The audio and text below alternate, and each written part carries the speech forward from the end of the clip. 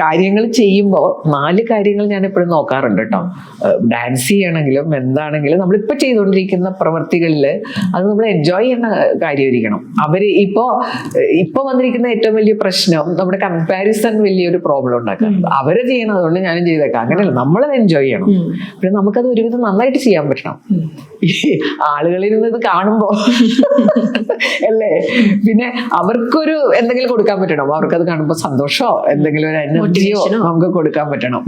അങ്ങനെ പിന്നെ ഒരു എക്കണോമിക് ഇൻകം കൂടി ഉണ്ടെങ്കിൽ വളരെ നല്ലത്. അപ്പൊ അതിന് ഇക്കിഗായി എന്ന് പറയുന്നത്, ഇക്കിഗായി എന്നുള്ള ഒരു പുസ്തകത്തില് ഇക്കിഗായി അവരതിനെ കോൺസെപ്റ്റിന് വേണ്ടി പറയുമ്പോൾ ഒരു 4 കാര്യങ്ങളുള്ള ഒരു കാര്യം നമ്മൾ ജീവിതത്തിൽ കണ്ടെത്തി കഴിഞ്ഞാൽ അതിനെ പാഷൻ എന്ന് പറയും. അവിടെ നമുക്ക് റിട്ടയർമെന്റ് ഇല്ല. We will continue that activity. അപ്പൊ ഞാൻ പറയണേ, ഞാൻ എന്റെ ഇക്കിഗായി കണ്ടെത്തിയിട്ടുണ്ട്. അപ്പൊ അങ്ങനെ ഒരു ജീവിതത്തിലൂടെ കടന്നു പോവാണ്.